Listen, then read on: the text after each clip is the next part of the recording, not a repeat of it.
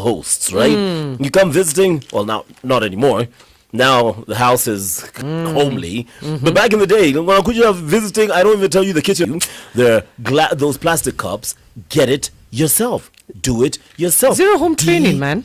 YI is it? DIY. DIY. Do it yourself. Do it yourself. Yeah, go find your cup, go find your glass, go find the water. But apparently nowadays, you have to welcome them. Hey, can I offer you something? Yes. Yada, yada, yada. Yeah. So I see you handling Jackson Mbuthia, and I'm like, this is why we have Fellaris in studio, apart from the fact that she makes me smile. Oh. Yeah, 100%. Meanwhile, hey, Jackson, don't smile at Fellaris. She's ours. Jackson Mbuthia in the house, Group Chief Commercial Officer, SGA Security. Jackson, I have a question for you, and it's a very weird way to start this conversation, but have you ever been fired?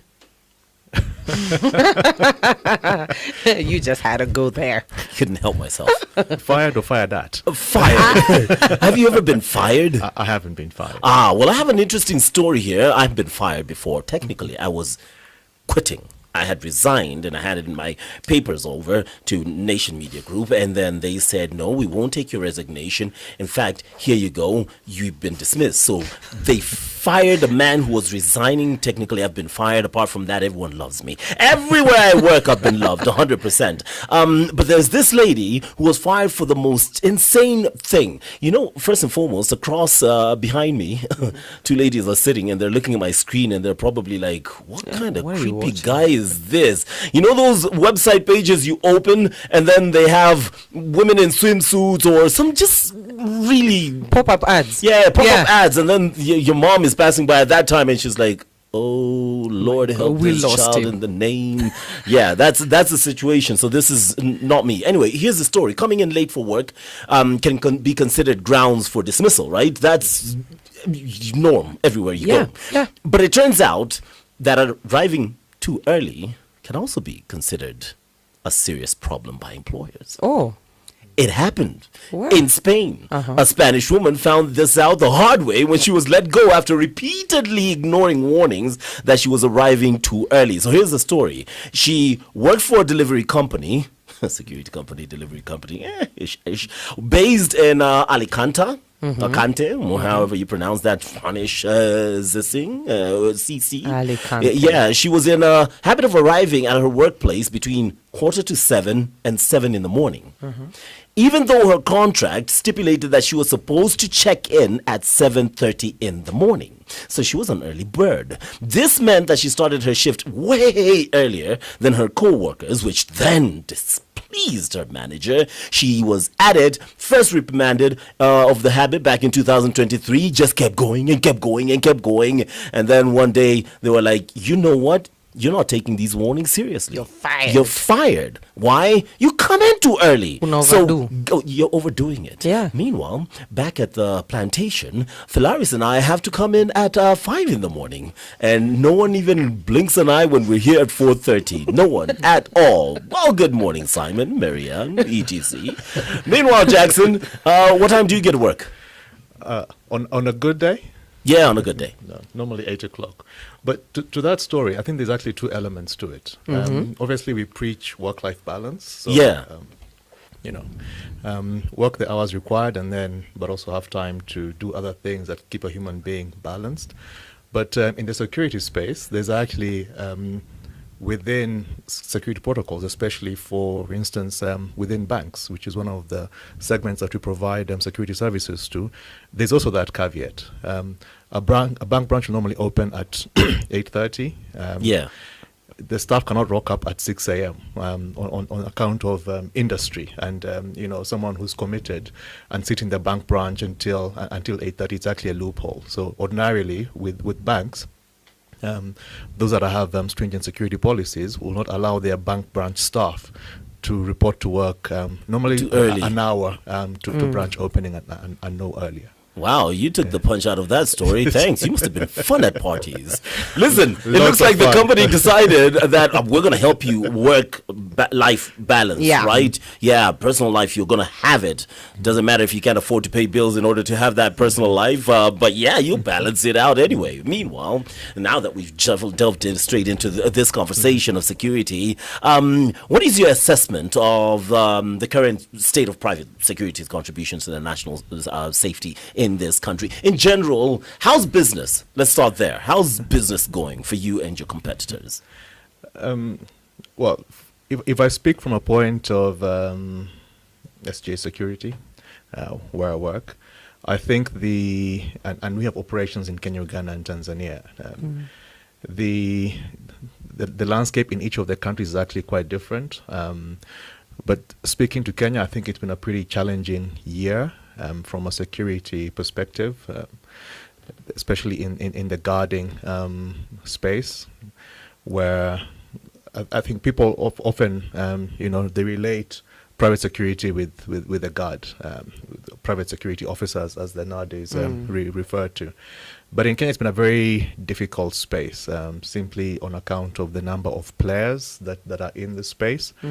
But there's an element of lack of regulation, so the quality of services being offered is, in certain respects, a bit wanting.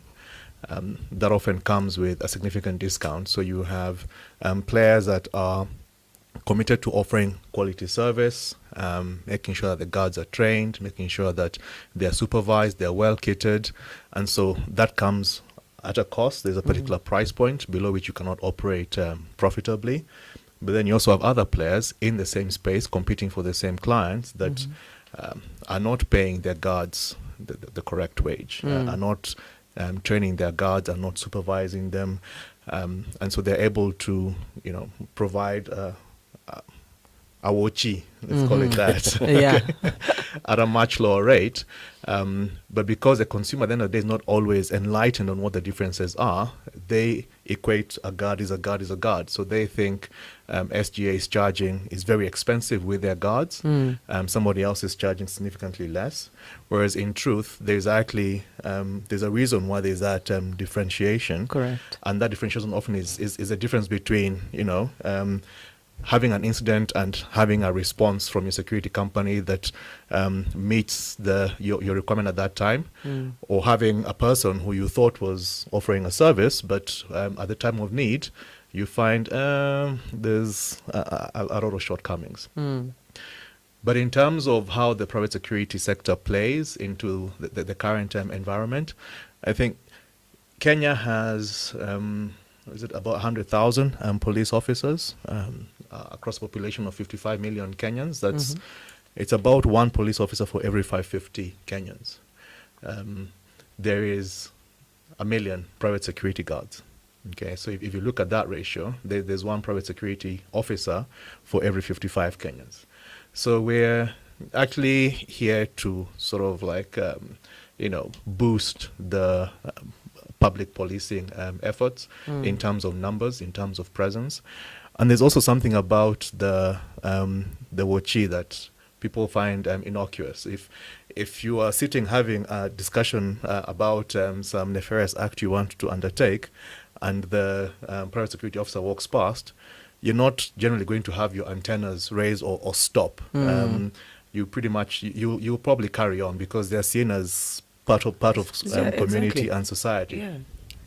Whereas a police officer walked by, you all stop, in fact, and disperse. Okay, so in terms of presence, in terms of being able to gather intelligence and feed that back to security agencies, I think the private security space is playing a significant role in trying to buttress the security environment in this country. I like that you've covered quite a bit in terms of the existing gaps when it comes to matters security, and also looking at the much bigger role that the private security firms and the personnel are playing in terms of feeding information to the security organs. Because then my question was going to lead to collaboration between the institutions, say the National Police Service, the security organs, and the private security firms. Is there anything ongoing within that space in terms of either one, facilitating training, in terms of knowing how to handle some situations? Because then these are automatically the people that you first interact with, be it a bank, be it a home. So is there any existing collaboration? Are there any kind of what would utopia look like in terms of having these two work hand in hand? So thanks. So for the longest time, actually, the private security space in Kenya was unregulated. And then in 2016, the government, or through Parliament, there was the Private Security Regulatory Act that was enacted in 2016 to create some structure and framework for organizing private security players, because the numbers had increased significantly. As I've mentioned, the number of security officers, private security officers, is actually quite big and significantly outnumbers what's available in terms of police. There was need to bring some sense of order into the private security space. So the Act came into law in 2016, and then there was an attempt to put in place now regulations to support the Act in 2019. There was a bit of a hiccup. Those regulations were annulled, but we've actually now gone back and recently had public participation for a new set of regulations that are there to provide a framework for regulation of the private security sector. But within it, actually very clearly stipulated in the Act is a framework for collaboration between the government security agencies and the private security sector. Okay. So that's actually going to be formalized imminently, I believe, and put it into, and have it in law. Yeah. So what that does is allow for private security companies and their employees and the private security, and the government security agencies to collaborate together. And that takes different forms. So already as it is today, you can, we have this access to the anti-terror police unit. If you'd want them to come in and train your security officers on terrorist, related activities, being able to subvert acts of terror. So whether it's detection of munitions and explosives, actually just picking up traits around suspects, because ordinarily before there's an attack on a particular assignment or establishment, they'll come and case a joint. They do their homework first. So, and because the private security officer is the first line of defense, equipping them with the knowledge to be able to suss out and pick up this suspicious behavior helps significantly. So that collaboration is certainly there, and we're looking to much more robust and regular collaboration going forward. Actually, let's stick with that collaboration story, because you've touched on the terrorist activity, and this country has experienced it a few times, way too many times. And with this holiday season coming around, that's always going to be in the back of the minds of people like me.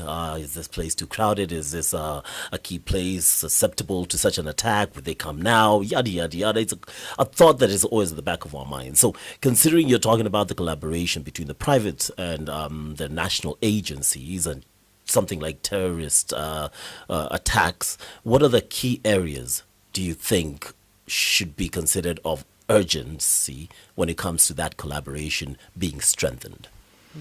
So obviously, having the teams, trained to, like I said, to suss out these things. But are you asking from an individual perspective or security company's perspective? From from your point of view, because you work in this area, you're thinking, okay, if we were to collaborate with agencies, I think these are the key areas we should focus on now more so than others.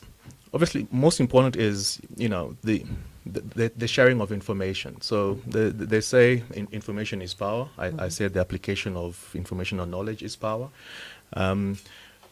If the information is known, if this, whether it be from the the government security agencies or from our own officers, if there's a way to then collaborate in sharing this information, then it affords, we as a security officer, we cannot go and obviously subject an individual to the course of law. The police do that.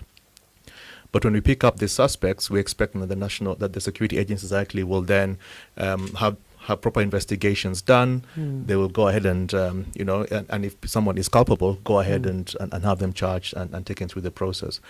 But I can also say that we have learned a lot. If you look at where most of the public spaces were prior to Westgate, prior to Dusit, and the significant improvements that have been done since then, a lot of that is actually been done by private security. So the enforcement of barriers leading up to a shopping mall or a public space, the technology and the equipment around these establishments, that's been done by private security players. So we've also done our part in coming to the party, as it were.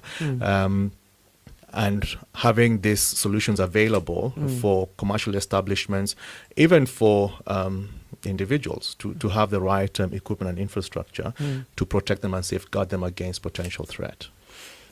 After we are just about to take a break, get some, sports news.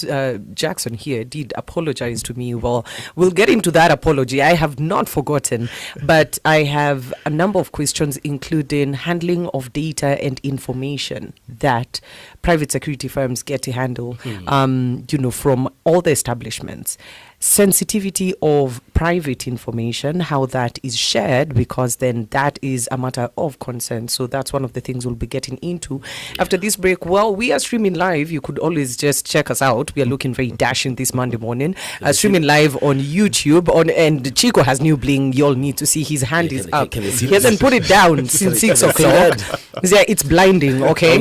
Streaming live on YouTube, on X, and on Facebook. Get to see us, and also just send in your questions, feedback to 0701984 Nairobi, the fun never stops at Funscape's Two Rivers theme park. It's 31 days of fun, my family and my heroes, celebrating the everyday heroes you love. Come enjoy thrilling outdoor rides, the Eye of Kenya, and great food. The perfect family outing any day, anytime. And unlock more value with the Hero Pass. Spend 3,000 shillings and get 50% extra ride value. 3,000 equals extra 1,500. 5,000 equals extra 2,500. 10,000 equals extra 5,000 and more fun for your heroes. Tickets at the gate. Plus, win 2 5,000 shilling My Hero vouchers daily. And for New Year's Eve, Eye of Kenya fireworks, live entertainment, and Nairobi's safest family countdown. Funscape's Two Rivers theme park. My family, my heroes, my celebration with Funscapes and 98.4 Capital FM. Your best mix of music. Merry Christmas! Capital Traffic and Travel. Well, traffic, let us know what's happening. And even as you're there cruising in traffic, are you safe? There's a question you ought to be asking yourself. Are you safe? Is your home safe? Is your business safe? If not, this is an interview and conversation that you ought to be listening to. Let us know what's going on around you, incidents, accidents, everything in between. Outer Ring, looking at delays of 13 minutes. That's on the end, heading towards the Eastern Bypass and Embakasi, Kiambu Road, 6-minute delays. And Outer Ring, as you're coming in towards Thika Road, 5-minute delays. That's one heck of a plug, though. Are you safe? Are you safe? Stop it. SJ should employ you part-time, though, because we still need you here. I'm here campaigning for myself. Oh, I see you, boo-boo. Don't worry, you don't need to. You don't need to. Done a great job. Give her the job, then fire her. Then we'll have an interesting story. Landis Road, 10-minute delays. So if you're on that one and you see the reason for that, if there is any incident or accident that leads up to that, let us know. Like she said, 0701 984 984. Sports. Capital Traffic and Travel.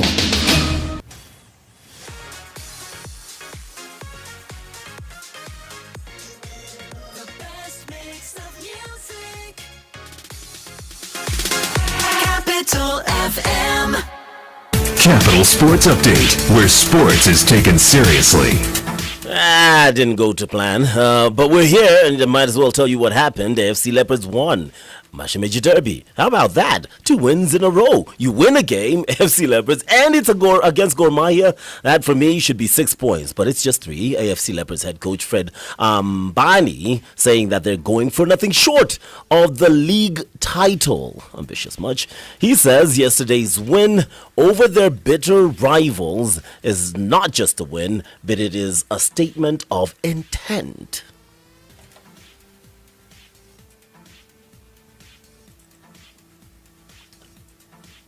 Awkwardly waiting.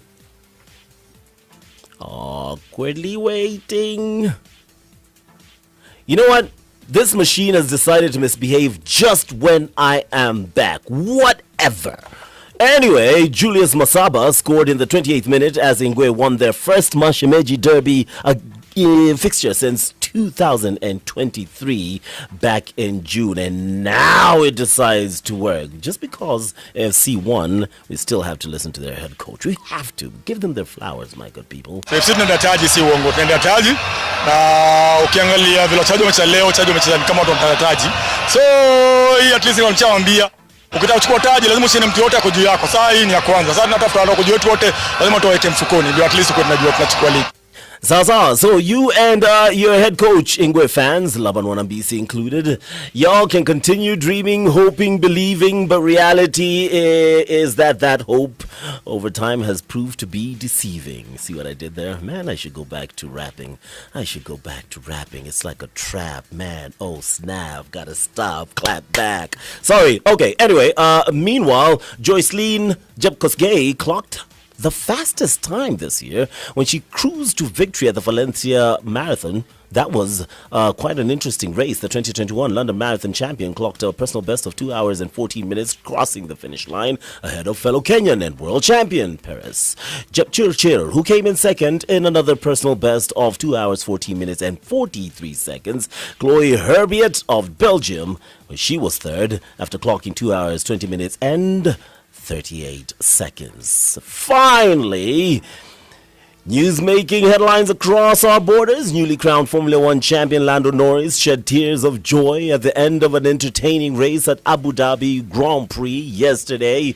Not exactly how Fellaris would describe that race, but hey, the Briton admitted it has been a long journey for him, which he would not have managed without a solid team behind him, and if I dare add, pulling the strings to ensure he wins. It's a long journey. First of all, I want to say a big thanks to my guys, everyone in McLaren, my parents, I'm not crying, my mum, my dad, they're the ones who supported me since the beginning, so I look like a loser.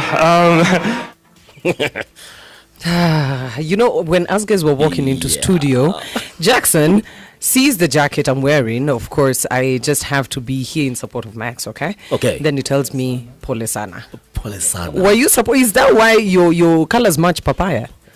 Well, I think greatness knows to match. So You're supporting McLaren. We're winners, yeah. We're winners. You'll try again next year. Hopefully, the new car specs and the regulations are, especially now without Adrian Newey and Christian Horner. I hope you guys will be able to put a package together that actually works. You know what? We're not putting any hopes in that, but I think it was 4 years. I'd actually say 3, but you guys stole one. But very controversial. They stole one. You know what? Here's the thing. I am going to match Jackson with this. McLaren really just did orchestrate a win for Lando. And we can celebrate what the team did, not that championship. Well, recap of yesterday. Max, of course, went on to win Abu Dhabi. Lando was crowned champion. Yay, no aura whatsoever. And, the rest of the race was very boring. In my opinion, 58 laps of just boredom. I would have done so much with that time. But you know what? It was the final one. We got to watch it, whatnot. Next year, we look forward to the win. And, big congrats to all 20 drivers. Interestingly enough, I leave you with the words of Lando himself. I feel like a loser. Well then. Capital Sports Update. Up to the minute sports, where sports is taken seriously. Coffee's on, and so is the music. You've found your morning show. Capital in the Morning with Chiko and Fellaris. Capital FM.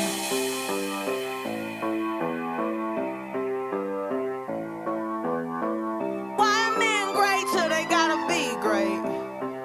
Woo!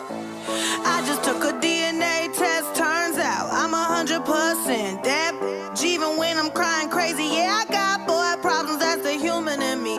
Bling bling, then I solve them, that's the goddess in me. You could've had a bad bitch, not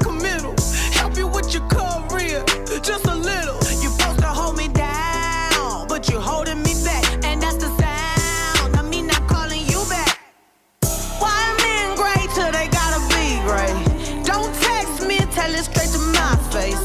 Best friend set me down in the salon chair. Shampoo press, get you out of my hair. Fresh photos with the bomb lighting. New man on the Minnesota Vikings. True hurts needed something more exciting. Bum bum be dum be dum bum be. You tried to break my heart, oh that breaks my heart. That you thought you ever had it, no you ain't from the start. Hey, I'm glad you're back with your. I mean, who would wanna hide this? I will never ever ever ever ever be your side chick. I put the singing single, ain't worried about a ring on my finger, so you can tell your friend. Shoot your shot when you see him. It's okay, he already in my DM. Why men great till they gotta be great? Don't text me, tell it straight to my face. Best friend set me down in the salon chair. Shampoo press, get you out of my hair. Fresh photos with the bomb lighting. New man on the Minnesota Vikings. True hurts needed something more exciting. Bum bum be dum bum be. I'ma hit you back in a minute. I don't play tag, I've been it. We don't f with lies, we don't do goodbyes. We just keep it pushing like aye aye aye. I'ma hit you back in a minute. I don't play tag, I've been it. We don't f with lies, we don't do goodbyes. We just keep it pushing like aye aye aye. Wild men great till they gotta be great. Don't text me, tell it straight to my face. Best friend set me down in the salon chair. Shampoo press, get you out of my hair. Fresh photos with the bomb lighting. New man on the Minnesota Vikings. True hurts needed something more exciting. Bum bum be dum bum be. With the bomb lighting, then I saw the Viking. Capital Classified. Yaya Santa brings you double the grand prize, double the joy this Christmas. Shop for a chance to win dream holidays to Cape Town or Dubai, luxury lounge furniture, MacBooks, and even vouchers and so much more. Enjoy free gift wrapping and the magical Santa Grotto. Sponsored by KQ, a tour NCOP, Fly Dubai, Chandarana Food Plus, Woolworths, Samsonite, among others. Yaya Santa, why go anywhere else? Capital Classified. One final test. Throw the switches. Good morning. Your morning dose of news, fun, I have music in my life with Sam. Allow me to demonstrate. and all the hits with Chiko and Fellaris. Right here on 98.4 Capital FM. It's too hard to sleep. I got the sheets on the floor, nothing on me. And I can't take it no more, it's 100 degrees. I got one foot out the door, where are my keys? Cause I gotta leave, yeah. In the back of the cab, I took the drive, I had a turn, get me the fast. I got your body on my mind, I want it bad. Ooh, just the thought of you gets me so high, so high.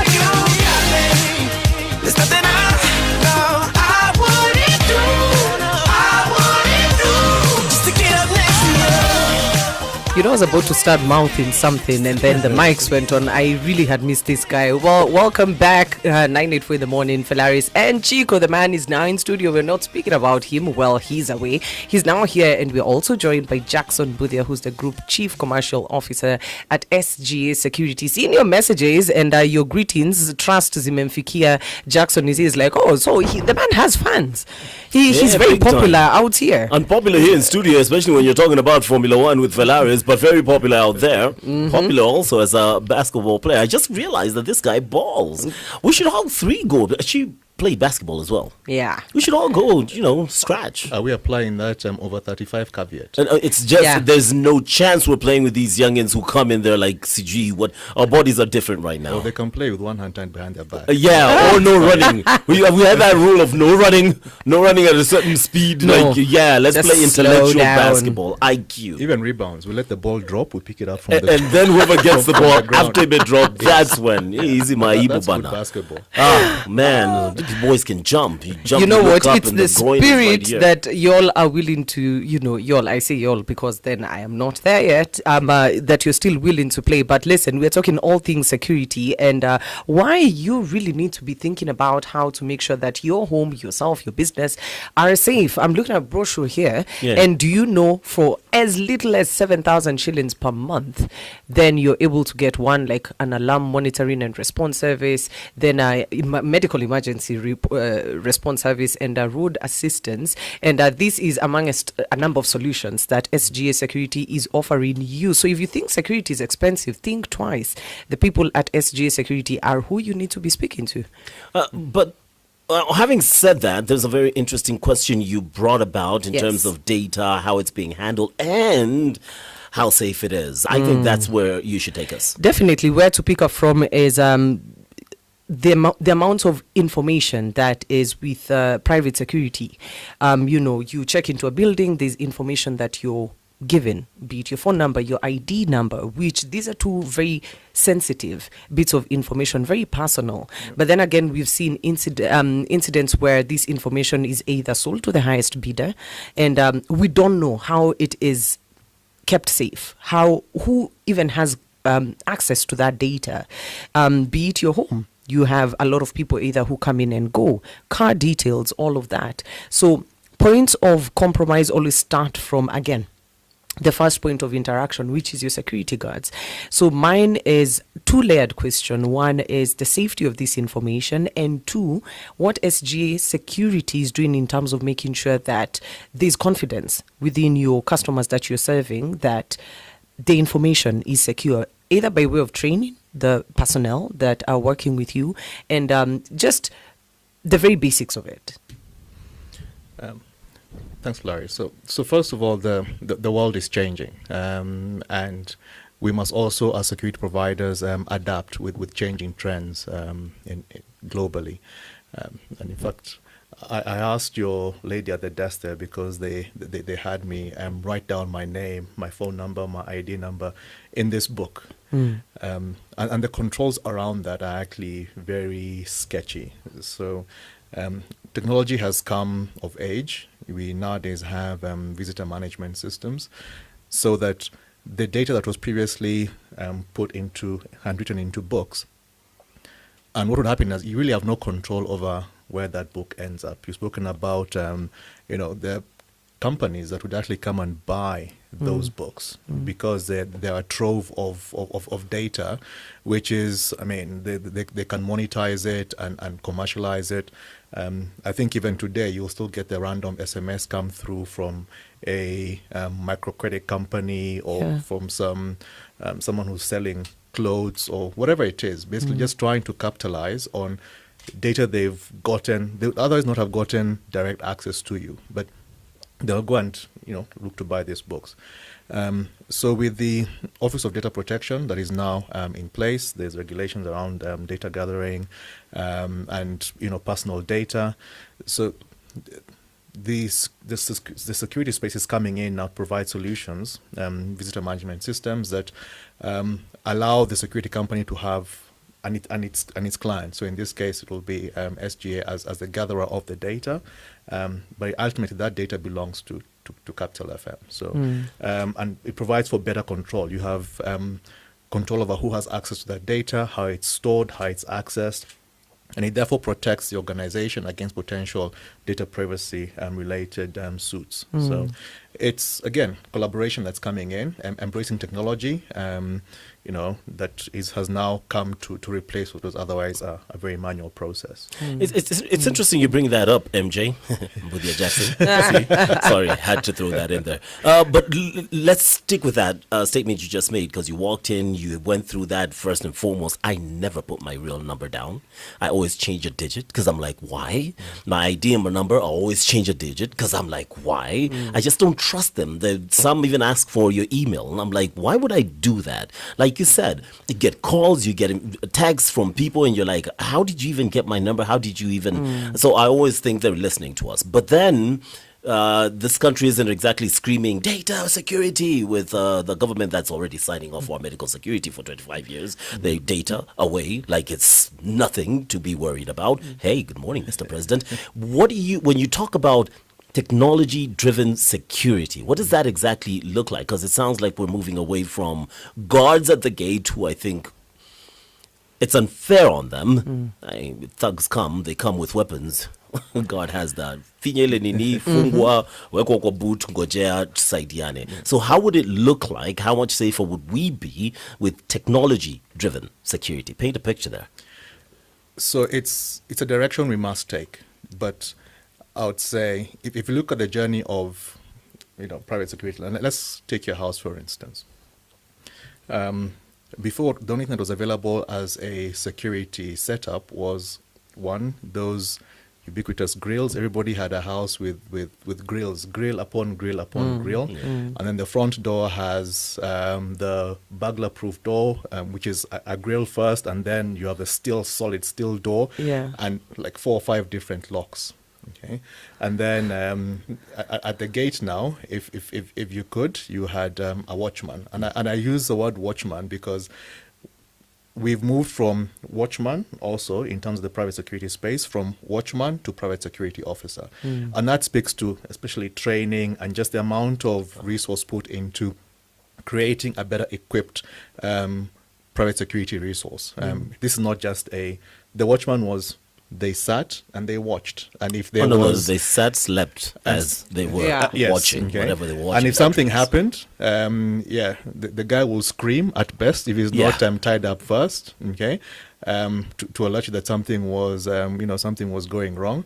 Otherwise, guys are coming and knocking on your bedpost, asking your boss, where's the money? Okay.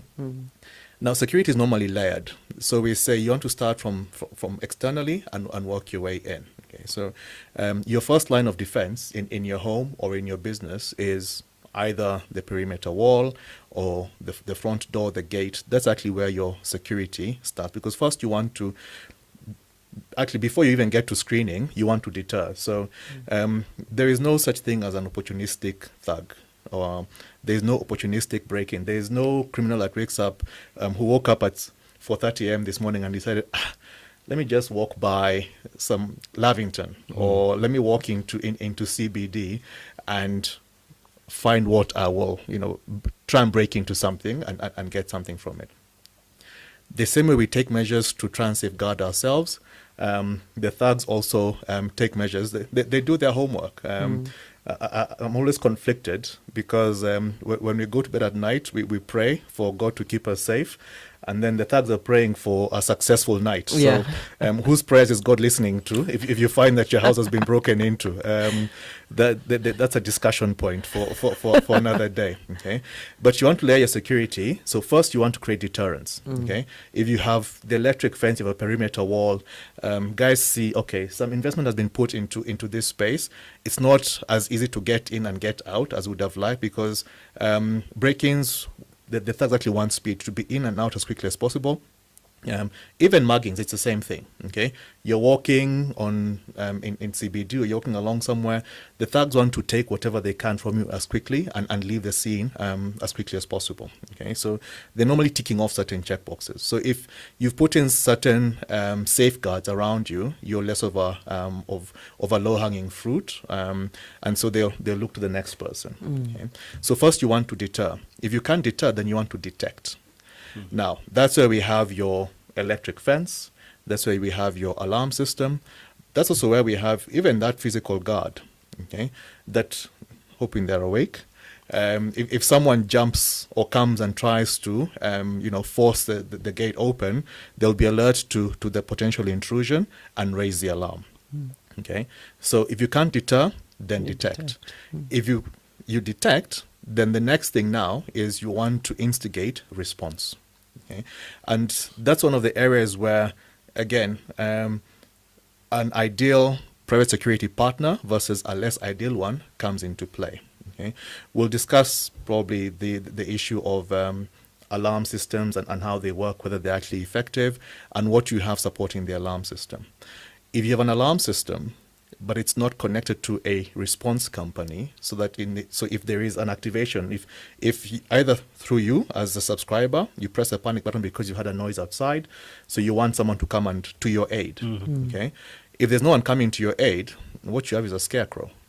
It's of no benefit, because even the thugs themselves, I mean, they're not dumb. They know there's certain areas actually where people have put alarm systems into their houses. But the thugs will do their homework. No, there's no security company offering a response service in this area. And the police won't come unless you're putting fuel in their cars. And actually, we're told that that is not corruption. We should actually offer to fuel the cars for the police. Yeah, we were told. To facilitate their response. So if there's no response coming, the thugs know that they have, first of all, the benefit of numbers. So they normally come, there's 4 or 5 of them. They're armed with crude weapons or even with firearms. They're coming into your space, into your safe haven, because you have something that they want. So if there's no one coming to supplement the response, to beef up your numbers, then oftentimes you'll hear that, the siren went off, it blared for 3 minutes, they simply just hunkered in, they chilled, and then when the siren went off, they carried on as though, everything was, they were coming to do shopping. Okay? So having a partner that actually has a complete solution around your security is very important. Now, I'm happy that you brought in the, there are 3 of them, right? Detect, deter, and then respond. And respond. So for anyone that is listening right now and is like, okay, fine, I am sold on this. What are some of the things that SGA Security offers? Not some, but in terms of service, what does SGA Security offer that someone who's listening right now would be like, yeah, that is a solution that is made for me? So we're the home of business, by the way. So obviously, I mean, SGA is, we offer the full spectrum of security services. So I'll not go into the different, all the different services that we offer, but I would like to speak to our home security solution, especially now as we go into the Christmas season. And our homes are our safe havens. Even when you go out there and the world is bashing you, you want to go back to your home and find, a place where you can sit, reflect, plan, reorganize. And so we want that safe space remains safe. And so one of our taglines, we say we want to create peace of mind at home. But for us, there's also away from home, and I'll speak to that briefly.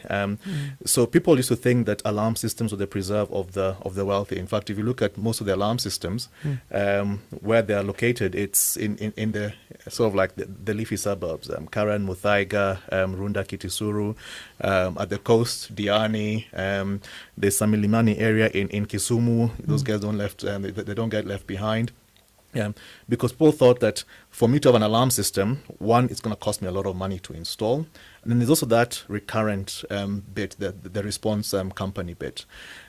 So we've thought through that and actually come up with we call it an all-in-one package. So whereas ordinarily you'd go and if you want an alarm system, you're required to buy the equipment, we've actually gone and made that investment for you. So we've bought the equipment. So we actually offer it on what you call security as a service model. So we'll come. So we actually have some already packages that are sort of like already built, and you can sort of try and fit within that. Safe Home Light, you have the brochure. This information is available on our website. Safe Home Light is just a panic button only solution. So we'll come in and install it basically at our expense. Okay. But if you look at just the services that come with the panic button system, so obviously we install it in your house. If you hear a noise at 2 a.m. in the morning and you're anxious, press a panic button, and our mobile response team that is actually spread out all over this country will come to your aid. Normally within 5 to 10 minutes will be at your door. Okay. Then, but coupled to that, and the panic button only system is, I can say, the most basic level of a security system. But ours also comes with medical emergency response. So not all incidences are security in nature. Some are medical in nature. And so how we separate ourselves from our competitors is, so you subscribe for our alarm response service, but we also, you get automatically medical emergency response. So if what you have is a medical issue, as opposed to having 4 big burly guys come, sometimes even with police, because we have armed police in our response vehicles, because my cousins Njoroge, when they're coming to your house, will not always come with a panga or a machete. Sometimes they come well armed. Yeah. So it forces us to actually have armed police in our response vehicles. But if the incident you have is medical in nature, and actually we've had, in the last 2 years, I can say 3 real medical instances. What you actually press is a medical button that's available within a customized app that we've built. So if it's a medical issue, press the medical button, and an ambulance comes to you, okay, with paramedics who are qualified. They'll triage on site. They can provide first aid and actually save lives. And we've actually had one of our subscribers who was having a heart attack actually use a medical response service, and within 15 minutes they were in hospital and actually managed to save that life, and that's something that we're very proud of. So that's sort of like at the basic entry level. But as you then go up, we include even surveillance cameras. We include devices that are able to monitor doors being broken into and so on. So we have packages that basically fit whichever profile. And if you look at the figure, and I always tell my friends, before we go out every weekend and drop a bottle of whiskey at 15,000 shillings, I have some friends who will have a 20,000 shilling bill every time we go out, and this is four times a week, 4 times a month, sorry. Just sacrifice one of those bottles, okay, and put in a system, because for as little as, I think the highest package is 13,599, 13,600 effectively. You actually have a full system in your house. But you also have, beyond just securing your house, we spend more time away from home than we actually do at home. So our solution also provides for a panic button and medical emergency response even when you're away from home. Okay.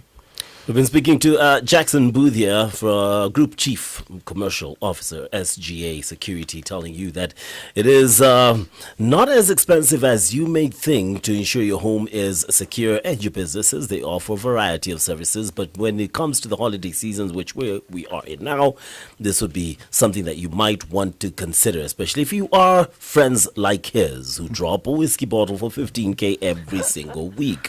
1 week away, you have security. Or you could choose to be like some of my friends who believe that no one attacks the house of a drunk man. Forbidden.